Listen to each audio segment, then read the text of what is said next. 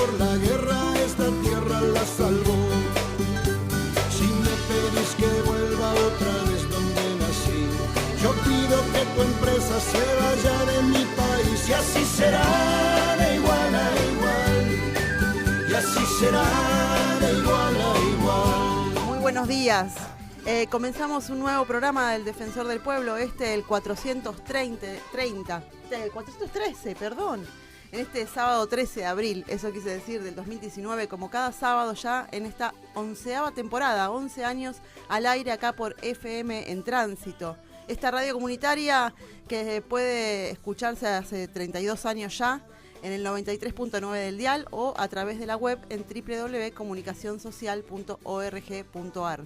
Los teléfonos de la radio son el 4489-0990 o 4629-4586 para que puedan comunicarse, porque hoy tenemos, como cada año, un especial de Malvinas. Vamos a charlar entonces con Jorge Martinoli, veterano de guerra y vecino de Morón también.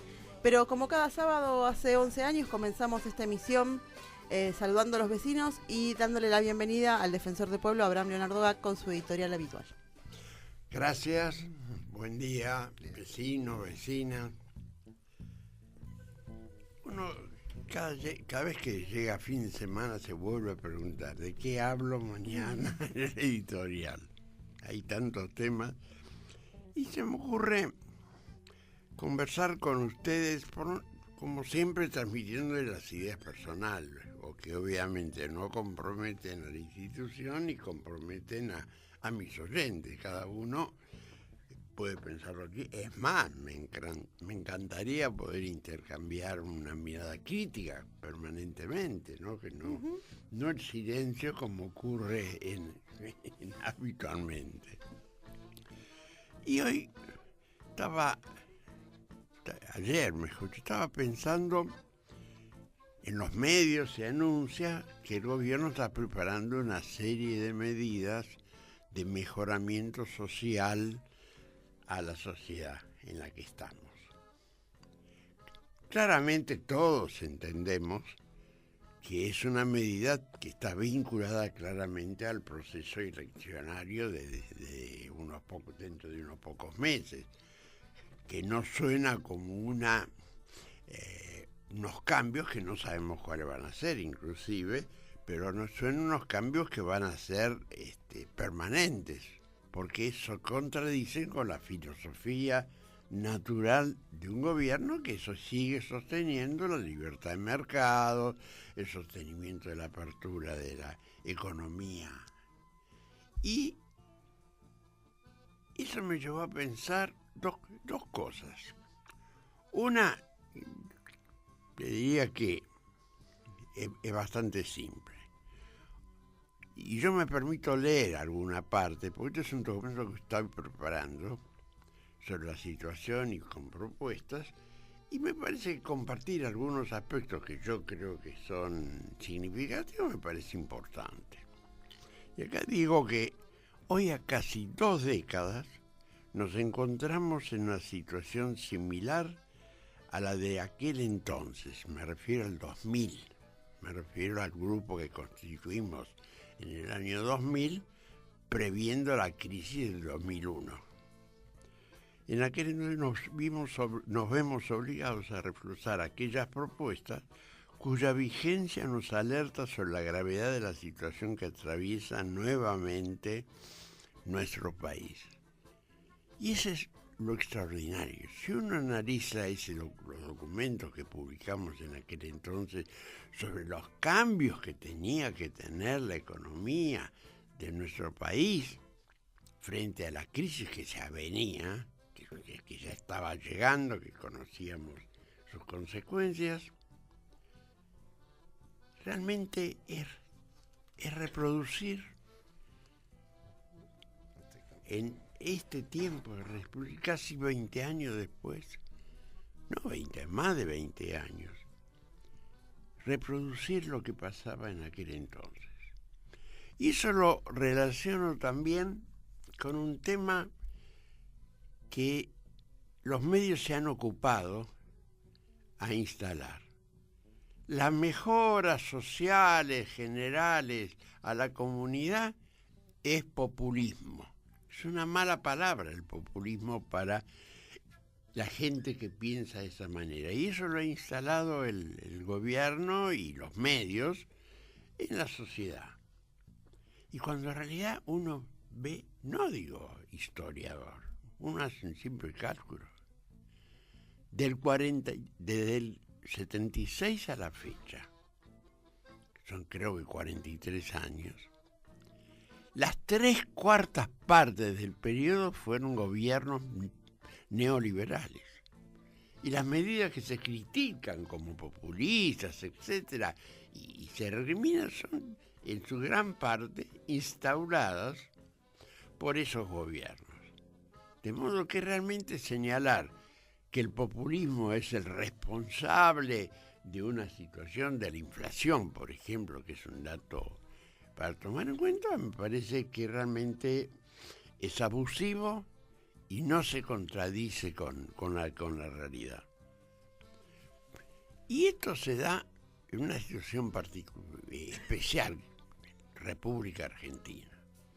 La Argentina no es un país pobre, es un país sumido en un estancamiento que lleva más de 40 años, desde que la dictadura militar viniera a interrumpir un ciclo de razonable crecimiento y diversificación.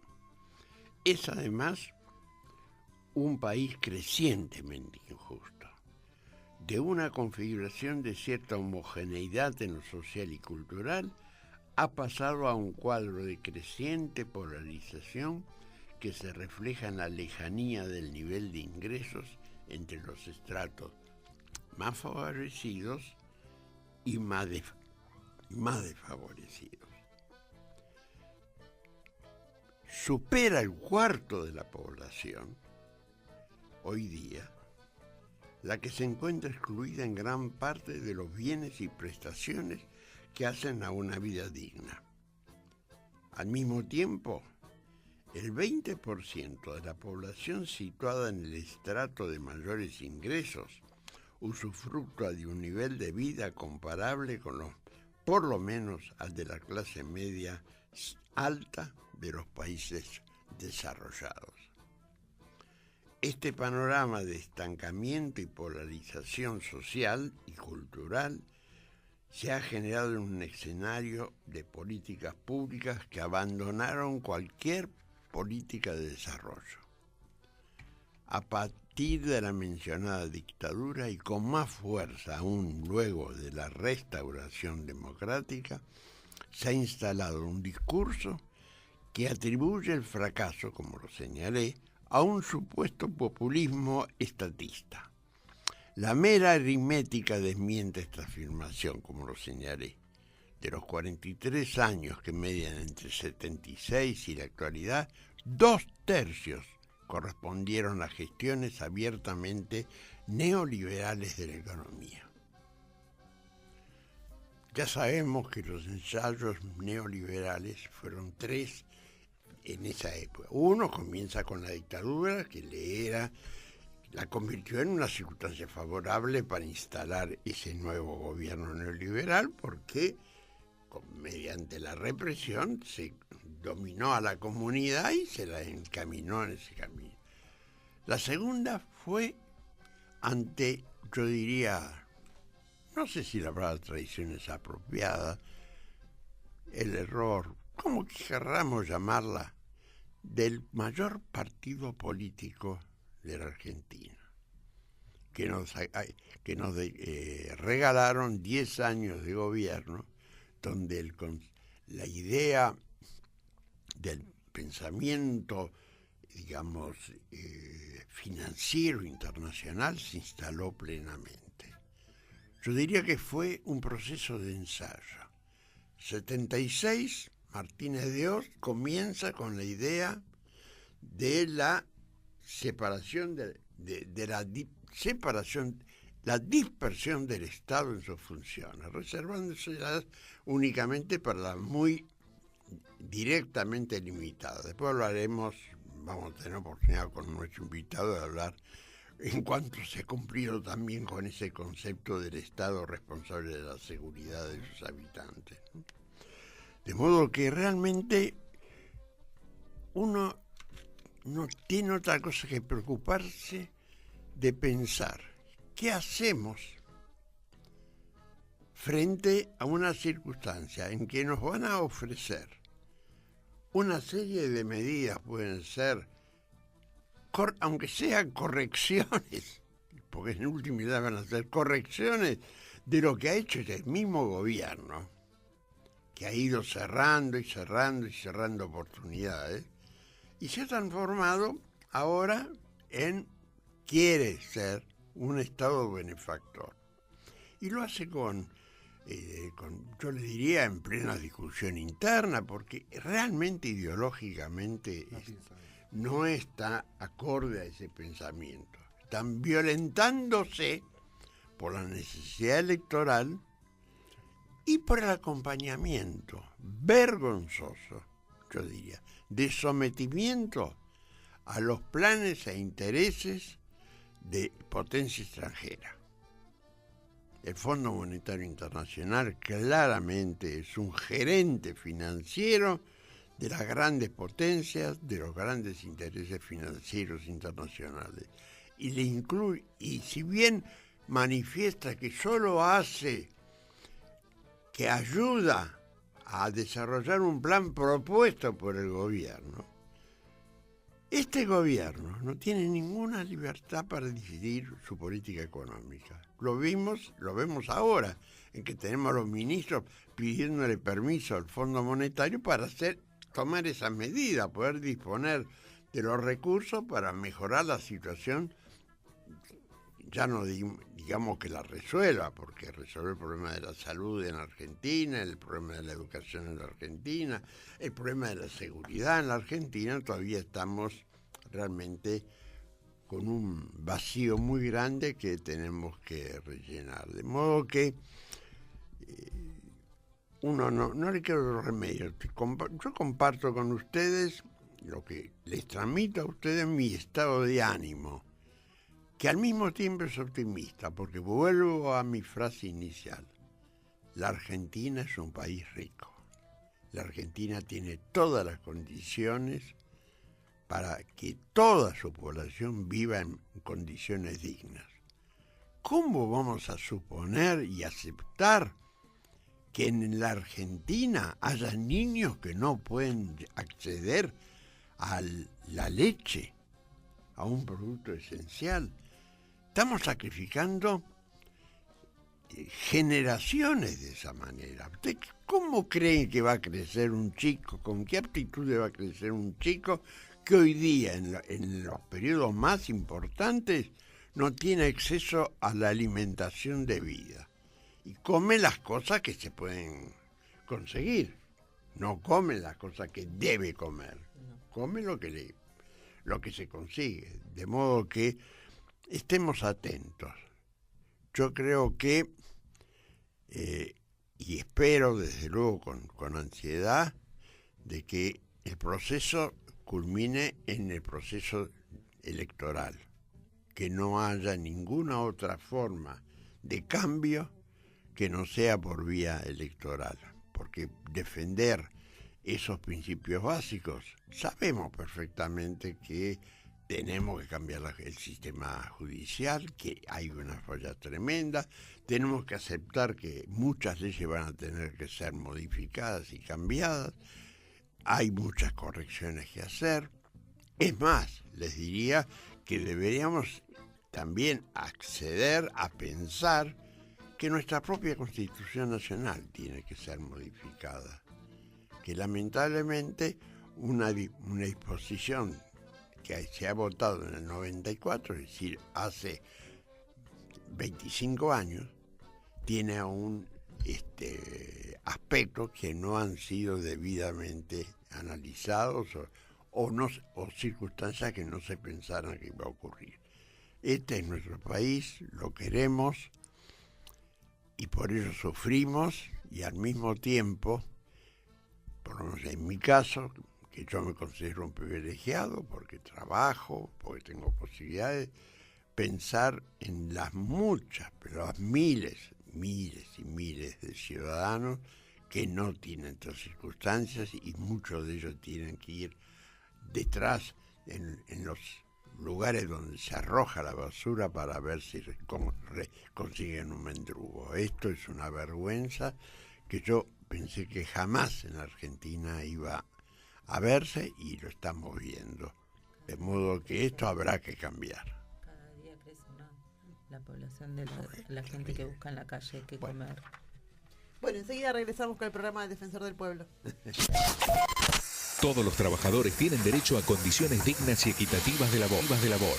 Jornada limitada, descanso y vacaciones pagas, retribución justa, salario mínimo vital y móvil, igual remuneración por igual tarea. Hacé valer tus derechos. www.fmtransito.org.ar Comunicación y cultura en el oeste.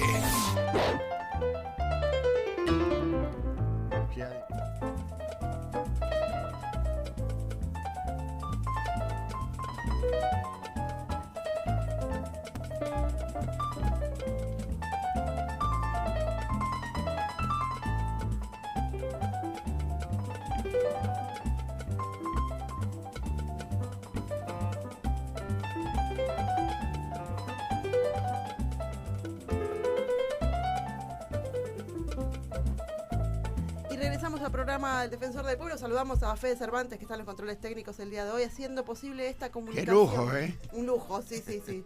Hoy tenemos a la creme de la creme en los controles técnicos. Igual no, extrañamos a Tyson, a Belu, a Flor, que estamos rotando todos los sábados. Esa era garantía de que no se corte la comunicación. No, y toda gente muy grosa, toda gente muy de buena onda y muy profesional también, por supuesto, porque esta radio es así. Y bueno, y le damos la bienvenida oficialmente entonces a Jorge Martinoli, que es veterano de la Guerra de Malvinas, que es vecino de Morón y que participa, por supuesto, en el Centro de Veteranos de Morón, que vino con su señora Silvia también a acompañarlo, que también es me imagino, una pata importante de la vida y el sostenimiento de estos años. Así que le damos la bienvenida a ambos. Y bueno, este es un mes particular, lo sabemos, los veteranos vienen haciendo charlas, actividades, están con el museo. Pero no queríamos dejar, como todos los años, de tener este tema acá en la radio porque nos parece importante, porque cada año que pasa hay que revalorizar la memoria de lo que sucedió. No solamente eso, hay que sostener el principio por el cual hemos iniciado las acciones, sí. Buenas y malas, las torpes y las inteligentes, pero la realidad es que nosotros tenemos un problema muy serio que es recuperar la soberanía por una parte de nuestro territorio, que incluso ahora de más de 40 años se está planteando en España el tema de Gibraltar de una manera que hasta ahora no se había planteado con energía, y nosotros nos quedamos atrás con una política que pretende ser inteligente para mantener relaciones ¿con quién? Con quienes no les interesa nada de tener relaciones inteligentes con nosotros. Para nada. Por eso, bueno, y me imagino que justamente para Jorge también este tema de la soberanía no es un tema menor, porque más allá de que fue una guerra que los mandó a pelear en condiciones tremendas, digamos, ustedes hasta hoy, ¿no?, defienden esta cuestión de la soberanía nacional. Y sí, es que la realidad de todas las realidades es que Malvinas no fue simplemente la guerra. O sea, nosotros hablamos de Malvinas por la guerra, pero no acordamos que Malvinas no es Malvinas por la guerra. Malvinas viene de mucho antes. Sí. Malvinas es el paso al agua potable de la Antártida. Y el tener ellos una base que hoy, yo tuve la suerte de viajar hace 4 años atrás, de lo que es Malvinas hoy a lo que era hace 37 años atrás. Hace 37 años era una aldea, hoy es una ciudad prácticamente, con una cantidad de habitantes importante, con un turismo importante, porque hace poquito salió en una nota que es uno de los lugares que empezó a ser muy visitado por la cuestión de lo que fue la guerra y de lo que representa ese lugar en el sur, ¿no? Y cuando intentamos que Malvinas no es simplemente lo que pasó en 1982, que tiene mucha riqueza, que tiene en lo marítimo tiene la zona pesquera que yo no lo sabía, ¿no? Que nosotros podemos reclamar el pescado o el mar argentino hasta donde nuestro mar son 200 millas, pero 201 milla ya pueden explotar todo lo que quieran. Y resulta que nuestra plataforma submarina se extiende más de 200 millas, y en esas 200 millas que se extiende, la profundidad del mar, que no sé cuánto es, hay más pescado, hay más pesca. Entonces, ¿qué quiere decir? Que a partir de esas 201 millas y un poco más, lo explota Inglaterra, lo explota... Sí, además los explota por un acuerdo Sí, con nuestro país. Encima fuimos generosos. Hemos firmado un... Sí, fuimos generosos. Para decir... Generosos es una palabra igual. No, Sí, bueno, pero es como decir, fuimos unos tontos. Sí, que sí. yo diría más bien, no tontos tampoco, porque esto es malintencionado. En esto no se equivoca nadie. Ni quien escribió el renglón último o el primero de ese acuerdo sabía perfectamente qué estábamos haciendo al renunciar, al permitir y legalizar el funcionamiento y el desarrollo de la isla en forma independiente de nuestro país. Claro, encima ellos allá son autodeterminantes, no se rigen por lo que dice Inglaterra. No, claro. O sea, son autodeterminantes, ellos ponen sus leyes y sus reglas. Y toda o sea, la ganancia que ellos pueden tener por la pesca alrededor de las islas es ingresos de ellos. Y claro, unas islas que tienen una capacidad de habitantes chica y que tiene una población baja. Que prácticamente todos los que trabajan son extranjeros, porque son o chilenos, peruanos, bolivianos, porque es la gente que usa... Con una base militar, impresionante, con un número impresionante de miembros de la base militar que es superior a la población propiamente de... Claro, porque una de las grandes cosas, de las grandes riquezas que tiene Malvinas es su posición estratégica también, ¿no? De la apertura del mar, no solamente la fauna, además, sino... Y el riesgo no es solamente...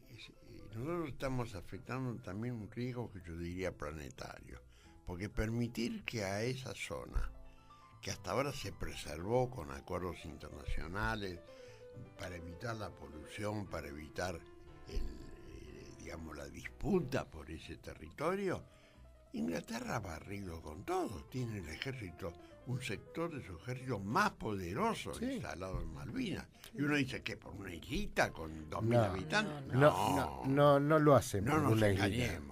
No son tontos, saben lo que reclaman, saben lo que quieren, saben lo que tienen y saben que tienen mucha riqueza ahí. Hay petróleo, también, que está el paso al Pacífico, hay mucha.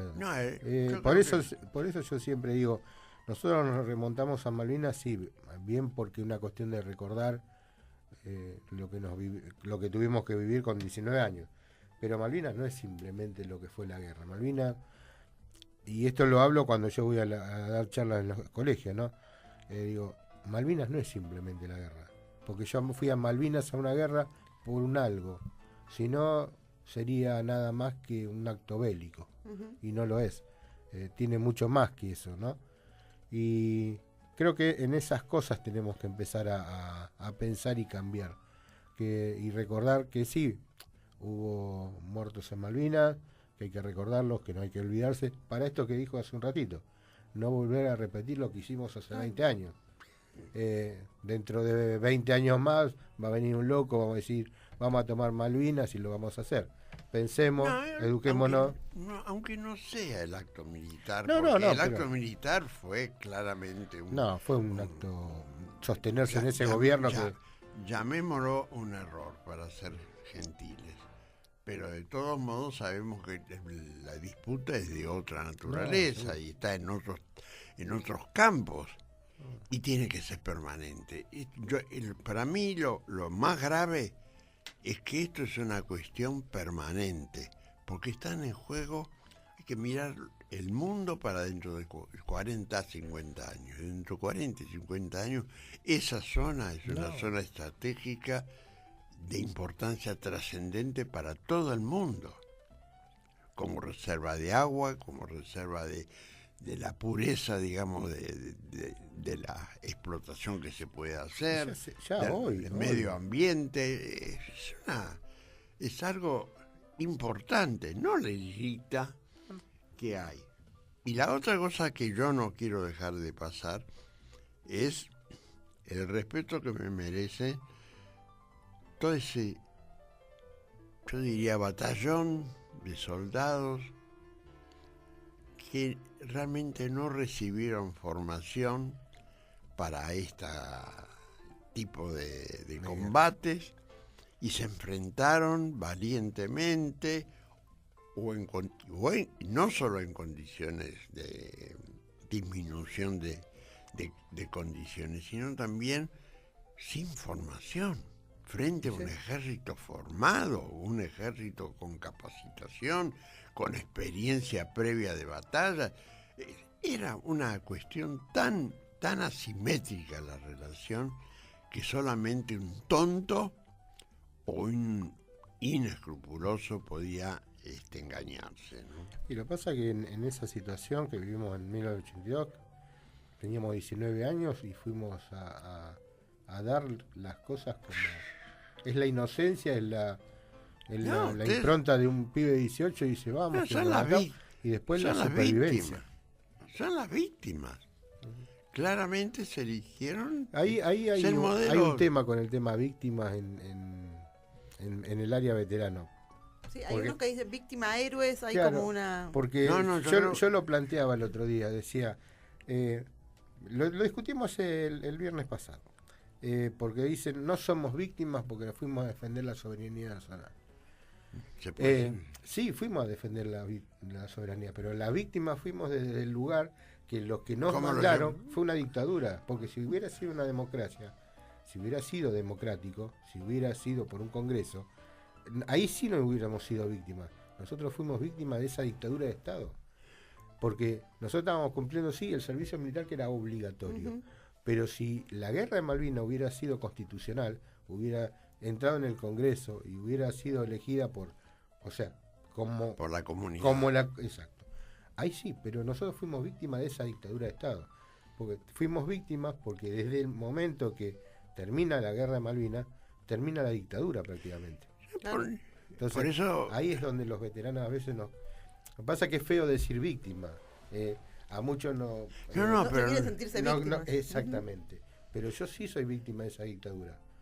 Yo creo que si yo lo mando a usted a pelear con una lancita contra otra persona que está armada con una carabina, el que va en esas condiciones es víctima, aunque tenga toda la razón del mundo, tenga el valor y el coraje. El valor no alcanza. Está condenado. Pero esa discusión la tenemos mucho con los veteranos. Bueno, está bien. Y yo creo que la ventaja está que están vivos para disputarlo. Sí. Y que eso también tiene mucho que ver, ¿no? Porque a veces uno que volvió dice cuánto olvido y cuánto pasó en Argentina para que Malvinas no se hable, ¿no? No, y esa fue la estrategia de las Fuerzas Armadas cuando terminó la guerra, el maltrato, la ignorancia que se instaló sobre los que volvían. Los gobiernos constitucionales que estamos hablando de que es generalizado. No fue solamente la dictadura o la militar. Pero... No, estoy hablando del gobierno, de los gobiernos que recibieron a esos soldados que volvían milagrosamente, porque yo digo que era casi milagroso, ¿no? Cuando leo un poco las condiciones físicas de la zona, las condiciones con que están cada uno de ellos, realmente es asombroso que todavía haya sobrevivido. Y sí. No, y que justamente por ahí no ponernos a contar, porque aparte ya lo contaste muchas veces, específicamente cómo fue esa situación de ir a Malvinas con esos 19 años, pero sí contar cómo fue toda esta construcción que vino después, con compañeros, también acá en Morón especialmente, ¿no? Cómo fue construyéndose ese grupo de veteranos que hoy forman el Centro de Veteranos de Morón, con experiencias totalmente diferentes cada uno, con seguramente miradas del mundo diferentes, pero que tenían esta cosa en común, que es haber estado en las islas, haber combatido en... No es poca cosa. No la estoy desmereciendo, al contrario, pero que eso los unió y pudieron construir a pesar de esas diferencias que tienen como personas también, obviamente, ¿no? Y en realidad el centro se forma por esto que veníamos hablando hace un ratito, recién, el olvido de la gente y el olvido de la sociedad, el desprecio. Y se forma también porque veíamos que el conseguir trabajo, el relacionarnos con la gente, el de no poder, por ejemplo, contar qué era lo que habíamos vivido, todo eso ayudó a que nos empezamos a juntar. ¿Y por qué? Porque bueno, ahí empezamos a tratar de organizarnos y de decir, nosotros fuimos a Malvinas, fuimos a defender nuestra soberanía nacional, por lo menos seamos reconocidos por lo que claro. Y bueno, así se empezaron en distintos lugares, distintos centros veteranos. En algunos conforman militares y soldados. Acá en Morón, por ejemplo, son todos soldados. Conscriptos, que no hay militares de carrera. Que también es una discusión que también tenemos entre los veteranos. ¿Fue una decisión esa? Sí, en su momento sí, porque había sido muy pronto después de Malvinas y hay... En muchos de nosotros hay rencor. Y hay responsabilidades también. Sí, seguro. En mi caso, por ejemplo, yo sufrí el maltrato de claro. oficial y, claro. y algunos me dicen, pero ¿por qué dejaste? Bueno, pero fueron las épocas, hoy no lo volvería a hacer, pero en Morón no hay militares. Y esto lleva a que también tengamos a veces discusiones que dicen, no, vamos a pelear leyes y beneficios para... que están incluidos ellos también, ¿no? Pero bueno, hoy pasó mucho tiempo, nosotros nos pudimos organizar, el Estado nunca vino a decirnos, o sea, el Estado como Estado, ¿no? Sí. A decirle a ustedes como veteranos de guerra que fueron a defender nuestra soberanía nacional, que nosotros los mandamos, ustedes vamos a darle un trabajo, la posibilidad de tener una buena sociedad. Vamos a cuidarlo, porque hoy se están muriendo más veteranos de lo que murieron en la guerra. Hoy en lo que va desde el 1 de enero a hoy ya murieron 56. 56 veteranos murieron, ¿por qué? ¿En qué circunstancias?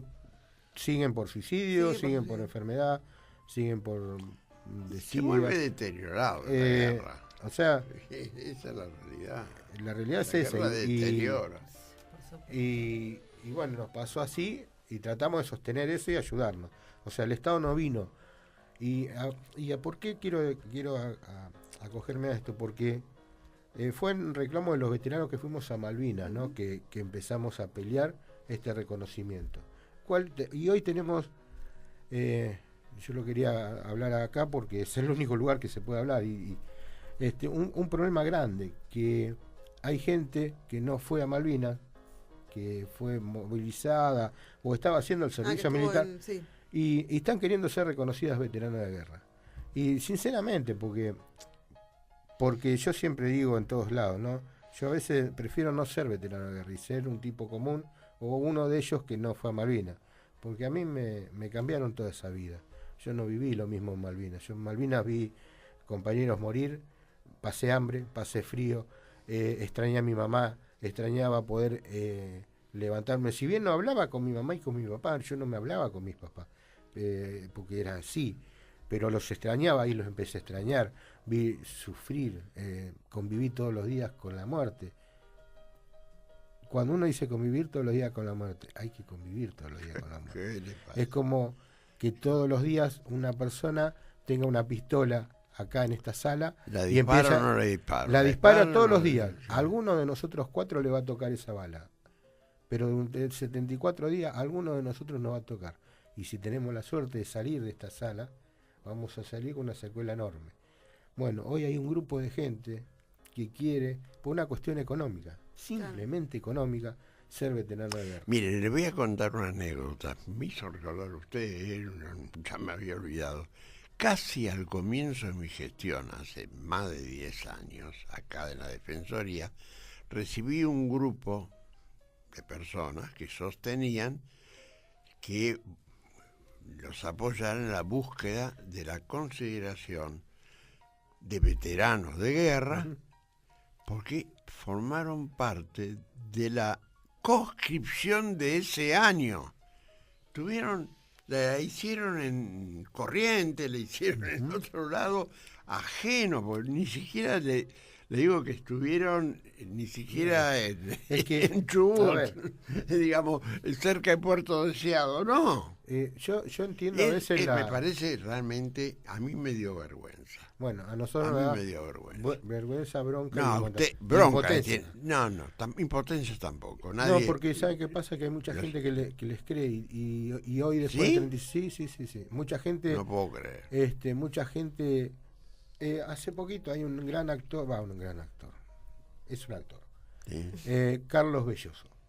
Carlos Belloso es un actor que ha ido a un montón de programas de televisión, que tiene esa condición. Fue movilizado al sur y está reclamando ser considerado veterano de guerra. Y los periodistas que le están haciendo la nota terminan diciéndole, y sí, ustedes sufrieron también, a ustedes corresponde. Digo, a ver, entonces la población civil no sufrió. Pero a ver, vayamos a la historia después. Hoy, en Malvinas hubo esto. 30.000 soldados ingleses que fueron a tomar a recuperar las islas. ¿sí? A Malvinas, en las islas, éramos 14.000. En total, en ese movimiento, en el 1982, éramos 16.000. En total, Marina, Fuerza Aérea y Ejército. Hoy somos 22.600. Es decir, somos muchos más. Ahora, si vamos a reconocer a todos los que estaban haciendo el servicio militar, porque que la guerra no era a Malvinas, la guerra fue la República Argentina. ¿sí? Si vamos a reconocer a todos, entonces vamos a tener que reconocer a 200.000 soldados que estaban haciendo el servicio militar obligatorio. Entonces, la historia, dentro de 10, 20, 50 años, va a decir, un ejército de 200.000 soldados no pudo contra un ejército de 30.000. Entonces, hay que contar la historia como es, como fue y cómo pasó. Y cuando se armó la ley de veteranos de guerra, se armó nos costó mucho porque la armaron soldados también. Sí. ¿sí? Y se consideraba como veterano de guerra y como excombatiente a todo aquel que haya ingresado dentro de las 200 millas marinas. ¿sí? Que haya sido un día, una hora o apenas un minuto, o haya entrado dentro de esa zona de exclusión. Pero la zona de exclusión la delimitó Inglaterra. O sea, Inglaterra dijo que iba a atacar únicamente todo lo que ingresara a esas 200 millas marinas. ¿sí? Salvo exactamente, que es el único barco que fue hundido fuera de la zona de exclusión. Bueno, ¿a qué voy con esto? Entonces, ellos dijeron que no iban a atacar nunca a objetivos que hubieran en el continente. Nosotros estamos acostumbrados a escuchar que los muertos en Malvinas son 649. No son 649, son 342, porque 17 de todos esos muertos murieron en el continente, por enfermedad, por accidente. ¿Y qué pasó? En el momento que hubo un censo hace muchos años, que fue en el gobierno de Menem, se incluyó a esa gente dentro de los veteranos, de los muertos en Malvinas. Ahí es donde estos pseudo soldados que estuvieron en el sur movilizados se toman de la palabra de decir que son excombatientes, porque la Fuerza Armada en su momento los incluyeron dentro de los muertos. Entonces, si murieron en el continente, en acciones, en época de guerra, son veteranos de guerra. Ahora, pero no murieron en combate. No murieron en combate, murieron en accidente. Lo que pasa es que hoy, después de 37 años, hablan de que hubo combate, hubo enfrentamiento, y no lo hubo. Entonces, está mintiendo a la sociedad, se está juntando firma en muchos lados para que... Son intereses económicos frente a... Sí, pero la gente a veces se solariza. Se equivoca exactamente con la evaluación, ¿no? Lo que pasa es que nosotros, como que lo vivimos, como la conocemos, como sabemos lo que pasó, sabemos cómo contarlo. Pero si yo voy a la calle hoy, la gente no lo sabe.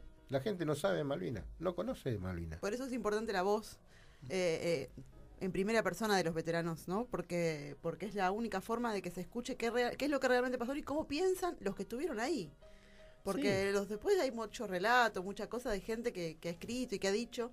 Digo, entre los veteranos también hay disidencias. Sí, pero la voz de ustedes es la voz de ustedes. Pero a ver, yo puedo discernir a veces con militares que hayan estado en Malvinas, pero si estuvo en Malvinas y estuvo combatiendo, se pudo comportar mal, porque eso lo entendí hoy, ¿no?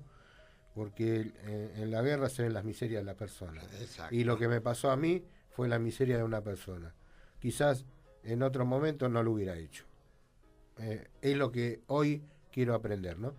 Pero en esa situación el tipo lo superó, no supo bien qué es lo que tuvo que hacer, y lo mejor que pudo hacer ante una mala conducta mía fue de estaquearme, meterme en el agua. Fue lo que él en ese momento pensó. Pero ya está horrible. Pero no, es que lo que es horrible, desde luego, pero forma parte de la educación y cultura que reciben estos militares. Porque a quién hay que ser realmente sadista para... Pasa que se vivía de esa manera. No lo olvidemos, tenemos 30.000 desaparecidos. Estábamos en plena dictadura. 30.000 desaparecidos antes de la guerra de Malvinas. Yo tengo muy en claro eso, de que se creían dueños como Dios de la vida. Yo leí el Nunca Más, y yo cuando leía el Nunca Más digo, no pueden hacer esto. Un hombre no puede hacer esto. Pero sin embargo lo hicieron. Sí. O sea, y era gente que tenía familia, hijos, que uno veía en el y eran militares que grado estaban... de maldad así. Yo a veces pienso, eso me lleva muchas veces a pensar de cómo va, qué pasa en la cultura personal de una persona que pueda hacer una cosa así. Realmente, no solamente no estoy hablando en la guerra de Malvinas, estoy hablando de tomar una nena de 15 años, tomar la presa, violarla permanentemente o cosas por el estilo, cosas espantosas. ¿Qué ser humano es que puede hacerlo? Yo no lo podía hacer ni que me pusieran un revólver. Pero hay algo de la sociedad, de lo sociológico, digamos, que porque no fue es la formación. No fue un loco, digo, es la formación militar. Sí, pero también se hubo una creían sociedad... dueños de la vida de la gente. Sí, en aquella época sí. Se creían dueños de la Hoy vida. por suerte, Ellos decían creo quién vivía y que quién moría. Claro, otro no ha contexto cambiado histórico. mucho. Por eso, me parece que tiene que ver con el contexto histórico. Claro. Que habilitaba eso y uno no era mala persona por hacer eso, sino que estaba haciendo, aquel estaba cumpliendo con su deber, por ejemplo. Sí, bueno, pero lo pasa que en su cabeza. Eso se ocultaba, en su cabeza. Eso se ocultaba, se sabía que era ilegal. Sí, eso sabía. Lo que pasa que era crueldad. Es imponer, creo que imponer el poder sobre otro. Una pero que tiene que ver con el contexto histórico, porque en esa época estábamos educados a callar y no a decir las cosas que estaban mal. Había miedo razonable, porque el que abría la boca pues corría riesgo de vida. Pasa que hoy también hay una realidad. Nosotros tenemos una tecnología hoy que cualquier cosa que pasa se sabe en 2 minutos. Entonces, como también... Ya no se puede ocultar. No, exactamente. Antes, en la época de la dictadura, los medios estaban manejados por la misma dictadura. Yo recuerdo todavía los chocolates, cuando yo tenía 10 años y que me dijeron que los chocolates no iban a llegar. Ahí está. ¿Qué cosa? Porque, claro, en todos lados era... Y juntamos los chocolates, llevé caja de chocolates y de pronto salió una información que dijo que los chocolates los vendieron, nunca llegaron. Bueno, los chocolates los vendieron los mismos que hoy están reclamando ser veteranos de guerra. Claro, porque llegaron al continente. Es la misma realidad. Llegaron antes de llegar a las islas. Lo abrieron acá, los vendieron acá. Sí, pero bueno. Vamos a ir a una pausa, ¿no, Fede? Vamos a ir a una brevísima pausa y seguimos conversando acá con Jorge Martinoli y con su señora esposa sobre la guerra de Malvinas y toda su historia. Todas las personas son iguales ante la ley. Hacé valer tus derechos.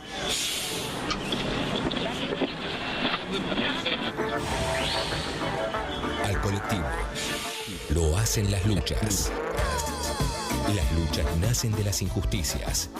de los pueblos que organizan sus fuerzas y dan las peleas desde las trincheras cotidianas, de los que denuncian y proponen. Por más piedra en el camino, por más palos del destino, por más bala no me importará. En la lucha se conquistan los derechos y se escriben nuevas historias. En Tránsito, Lo que nos irá para adelante, porque así es 93.9. esta lucha mala. 31 años. En el mismo bondi.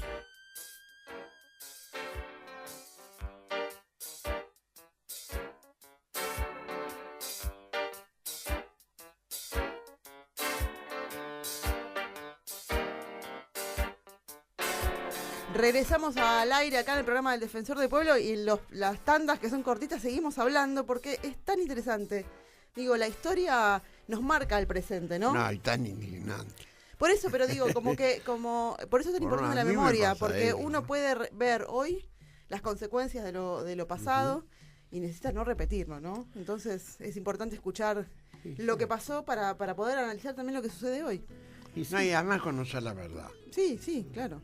Y yo hoy también a veces cuando doy charlas así en los colegios digo, ¿no? Que hay que siempre tener la memoria para no cometer los mismos errores.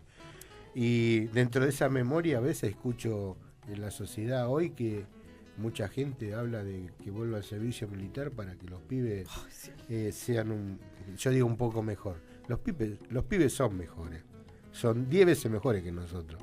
Lo que pasa es que los pibes lo que necesitan hoy, los chicos, no vamos a decir pibe, porque decir pibe parece que se fuera populismo. Claro.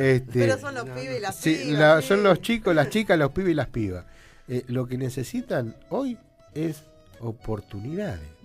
O sea, nosotros vamos a la escuela a dar charla y a veces los chicos no tienen una silla, el profesor no se compra en la tiza. Entonces, ¿de qué servicio militar podemos hablar? Demos lo que queremos invertir en ese servicio militar, en la educación que necesitan nuestros hijos. Porque si yo mando a un hijo al colegio y resulta que cuando va a la escuela el profesor tiene que ir en bicicleta, de esas 2 horas que da tiene que salir corriendo e irse a otra escuela porque no le alcanza la plata que gana. Y anda de un lado para el otro y resulta que cuando llega a la escuela no tiene estufa, no tiene tiza, no tiene banco, los chicos que van al colegio no tienen el libro porque el papá, claro, no tiene trabajo y no lo pudo comprar. Entonces, usemos lo que pasó en 1982, de que estábamos en un servicio militar que no servía para nada, y tratar de educar a los pibes, ¿sí? Y darle los medios a los pibes para que no tengan que llegar a eso que quieren imponer como servicio militar obligatorio. Algo que dice Jorge en las charlas que va a los colegios, le dice a los chicos que lo primero que aprendió en el servicio militar es a robar. Claro. Y entonces le dice a los chicos que por eso no sirve tener un servicio militar donde no se aprende nada más que eso. A robar, a defenderse. Claro. Agredir a otro para defenderse. Que sí tiene que estar.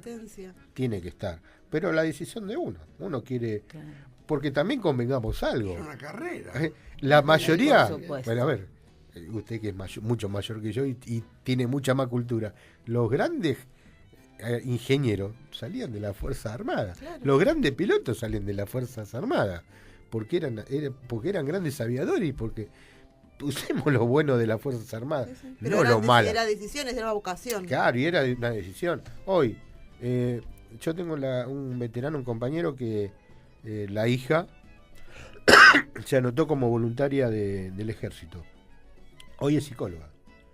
Pero ¿qué pasó? Claro, en el ejército le empezaron a instruir, a dar carrera, a ver algunos son técnicos en comunicación, en informática. Claro, hoy nadie quiere terminar el ejército, se capacitan y después se van. Claro. Y siguen su carrera. Ha cambiado también. Hoy por suerte ha cambiado.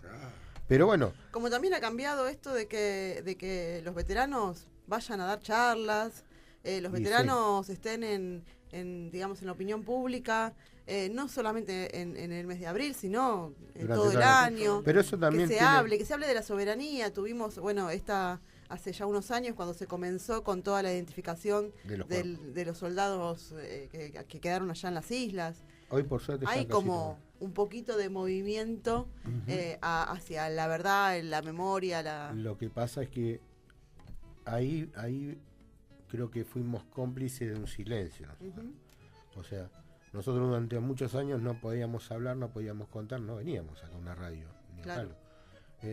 Pero llegó un momento que cuando empezamos a contar nos dimos cuenta que nos escuchaban, y que cuando nos escuchaban también ayudaban a que nosotros podamos empezar a hablar de lo que nos había pasado. Y que era sanador también, ¿no? Para y ustedes, sí, es lo que yo digo que Silvia, mi esposa, me decía, vos cada vez que venís de la charla venís peor. Y sí, en algunas épocas venía peor. Hoy vengo mejor. ¿Por qué? Porque yo veía antes, porque me costaba hablarlo. Y ahora, porque cuando lo hablo, ¿sí?, tengo a otro que me está escuchando. Porque es difícil ir a un colegio donde hay 100, 200 chicos y que esos 200 chicos estén sentados con atención, sin, yo uso la palabra boludear y preguntando. Yo siempre, cuando ellos preguntan, dicen a veces, ¿y por qué tuviste que ir a hacer el servicio militar? ¿Por qué? O sea, ¿por qué no dijiste que no? Claro, porque ellos viven en libertad. Claro, ellos tienen una libertad hoy que está re buena. Nosotros no la teníamos. Nosotros tuvimos que, cuando nosotros nos dijeron, usted le toca el número 343 en el número de sorteo, me tuve que ir a presentar un regimiento, a hacer el servicio militar, y no pude decir que no. Hoy ellos tienen la oportunidad de elegir. Y cuando hablamos así con los chicos de elegir y todo, yo les decía, ellos tienen una gran guerra en la calle que la eligen también, que es la de la droga, la de la violencia. Y cuando les planteo todo esto, les digo, miren chicos, yo no tuve oportunidad de elegir. A mí me mandaron a una guerra y alguien me dice, no es que te arruinaron la vida, te la cambiaron. Pero me la cambiaron y sufrí mucho ese trastorno. Entonces no pude elegir. Ustedes saben elegir. Ustedes si estudian pueden elegir. Y si alguien viene a ofrecerle droga, que salir a robar, la joda, sepan que lo que están haciendo es por elección. O sea, ustedes van a elegir eso. Pero después pueden estar como estoy yo hoy acá, dentro de 20 años, sentadito en una radio, hablando y contando que me cagaron la vida porque no supe elegir. O sea, y ahí es donde hoy veo que Malvinas sirvió para algo. O sea, si bien la guerra y todo nos afectó, nos dolió y todo, sí, hoy Malvinas yo lo siento y lo vivo desde otro lugar. Ella, mi esposa, me reta. ¿Por qué? Porque yo me jubilé hace 2 años. Yo trabajaba en el consejo escolar y repartíamos mobiliario, arreglábamos mesas, sillas. Y lo sigo haciendo. Jubilado y no jubilado. Claro. ¿Y por qué lo sigo haciendo? Y ojo, que yo trabajaba para el Estado. Esta mala palabra que hoy se usa. Lo que pasa que lo que yo creo que él sigue haciendo es lo que él le hubiese gustado que hagan cuando él volvió de Malvinas, que lo reconozcan, que lo vean, claro, que lo ayuden, ¿no? Que el Estado se ocupe. Entonces creo que yo hablo desde él, que es el que conozco, ¿no? Pero lo veo en todos los veteranos, que a todos les gusta colaborar cuando hay inundaciones, juntan ropa, van, colaboran. Cuando pasa algo en un colegio, salen corriendo a cualquier hora, siguen invirtiendo su tiempo para ayudar al otro. Esto es lindo. Ayer fuimos a una escuela a las 50, a entregar mobiliario. Y nosotros, claro, ya estamos grandes para bajar mobiliario. Y le decía, vamos a bajarlo acá en la puerta y después que se encargue la portera de entrarlo. Y vinieron los chicos. Vinieron todos los chicos y yo digo, qué lindo que es. Sí. Y el director decía, pero ustedes ¿por qué lo hacen? Y porque tenemos ganas, porque nos gusta, porque el Estado hoy, si antes entregábamos 20 mesas, hoy entregan 2.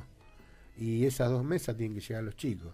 Y capaz que esas 2 mesas están tiradas en un depósito y nos vamos nosotros con nuestro camión, a veces poniendo plata, que es la mayoría de las veces que ponemos plata, y lo llevamos, lo arreglamos, y por lo menos el pibe tiene un lugar para sentarse. Y a veces es un trabajo que mucha gente dice, pero ustedes lo hacen porque, no sé, es difícil. No, eso es lo que dicen los demás. Hay mucho estigma, también hay mucha gente que repite sin pensar algunas cosas. Sí. Yo, en lo personal, esto es autorreferencial, por supuesto, como madre de una hija que va a escuela pública de 10 años, que estuvo ahora hace poquito con charlas, digo, mi hija tiene 10 años, está en 5º grado, desde 2º grado, que todos los años tiene a veteranos de Morón dando una charla. Y mi hija habla de Malvinas con un orgullo. Ella dice, no, porque son nuestras. Y mandaron a unos chicos que eran 10 años tienen mi hija. Sí. Y eso se los agradezco a ustedes. Y a un Estado que en algún momento dijo, ¿cómo no vamos a tener a los veteranos, a las voces protagonistas, hablándole a esos pibes? Para que tomen buenas decisiones. Así, que te prohibieron. Por eso. Yo creo que nos prohibieron y también fue una complicidad entre el Estado, la sociedad y nosotros. Sí. El Estado, en su momento la dictadura, por no reconocer la derrota. La sociedad por la mentira que tuvo que sostener. Y nosotros por lo que vivimos.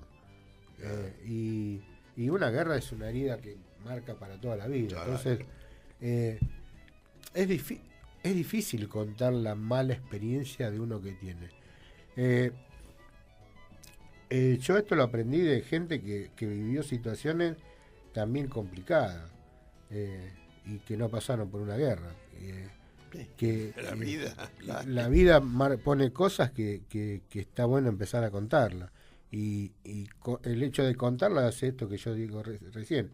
Es sanador es saber que hay otro que le está escuchando y que eso que me pasó a mí no le pueda pasar a otros. ¿Por qué? Porque hoy tenemos la suerte de que está este celular, que si a mí me pasa algo, yo mando un mensaje y le digo, che, me está pasando esto.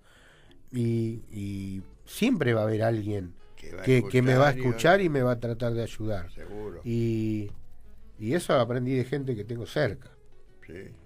Y no repetir el pasado para no repetir decisiones de Estado también. Muy complicado. Esto es lo importante de las charlas, que puedan hablar. Yo recuerdo hace 34 años que estamos juntos. Recuerdo en los primeros años de casada, donde él no hablaba, donde yo no conocía su historia, y de repente un día se encontró con otro compañero de Malvinas en Morón y le dijo, che, nos estamos juntando para ver si podemos hacer algo. Él hasta ahí en ese momento es como que nunca hablaba de Malvinas, sí tenía episodios, cosas que fueron marcando nuestra vida, pero hubo un cambio a partir del día que se crearon como centro y donde salían, por ejemplo, se quedaban hasta tarde hablando y venía alguien que decía necesitamos leche, y hasta que no conseguían la leche para llevarla a esa persona no volvían. Y eso fue cambiando. Con otros, pensando en otros más y siendo solidario, me imagino que también es sanador en cualquier circunstancia. Es que por eso cuando recién hablaban del populismo, y eso es populismo. El populismo no es mala palabra, es una, no, claro. O sea, lo inventaron, pero el popular es el que trabaja. El que no es popular no trabaja. El que es popular va, trabaja, piensa en el otro. Lo popular, el populismo habla del pueblo. Claro. Entonces, y el pueblo somos todos, ¿no? El popular piensa en el otro, no piensa en uno mismo. El popular hace que si a alguno le falta algo, sale corriendo y trata de ayudarlo. Eso es populismo.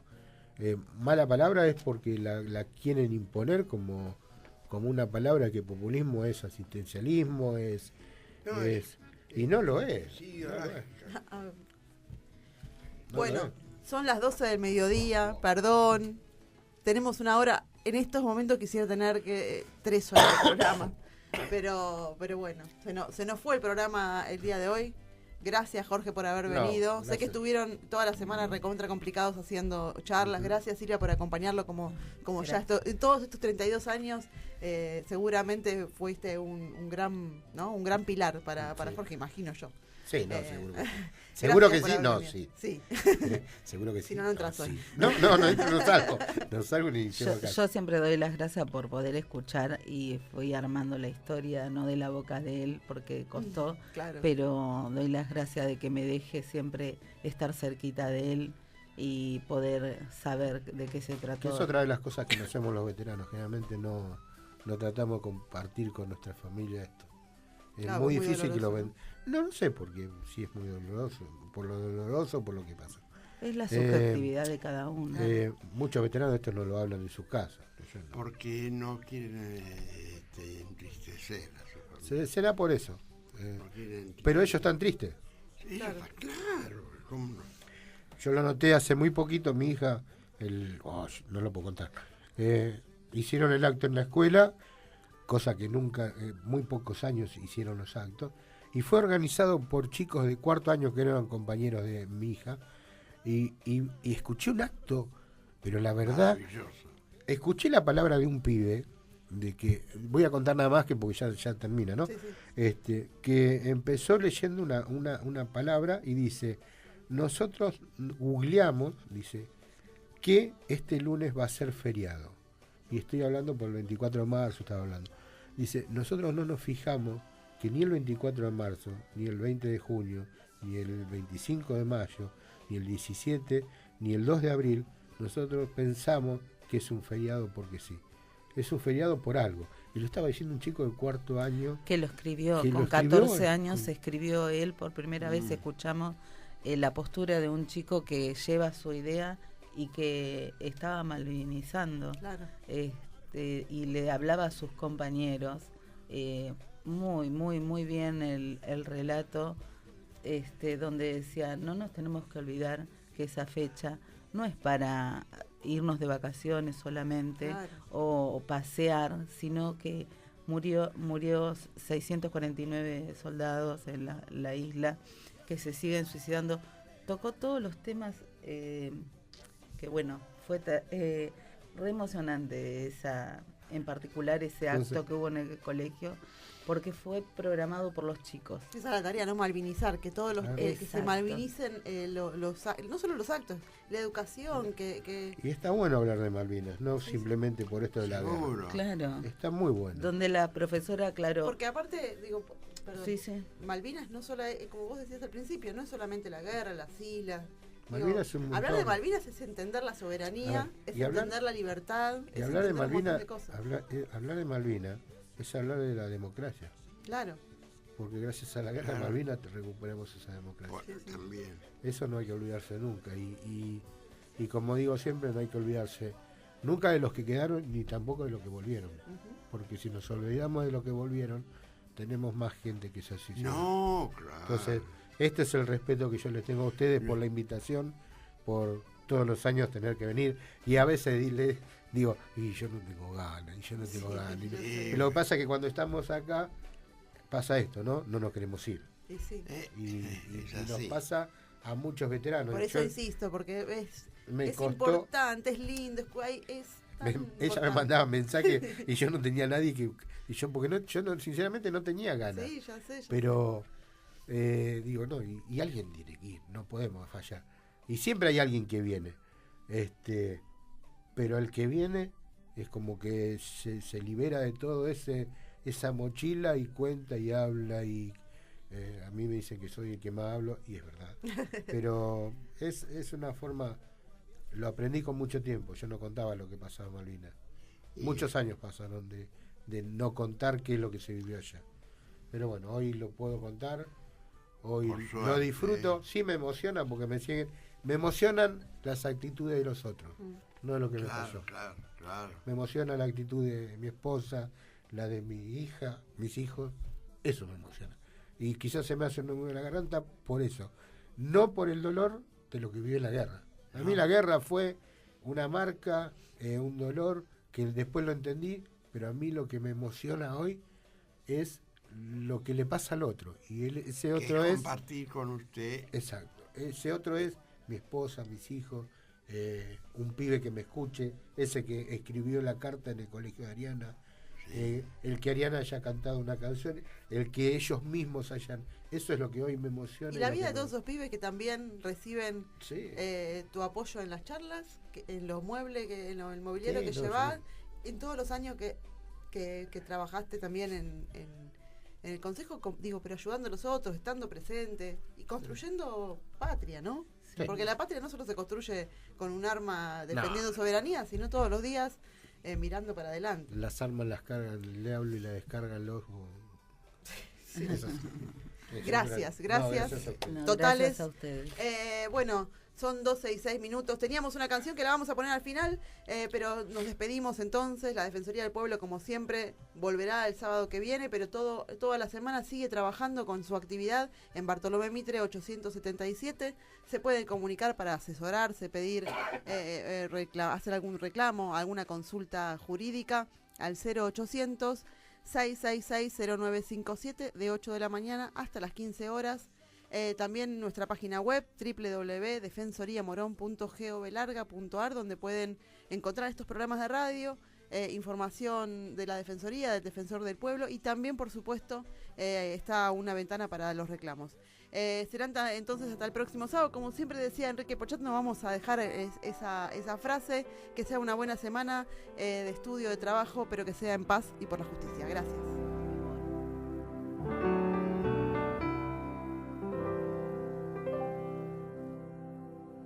Estoy aquí sentado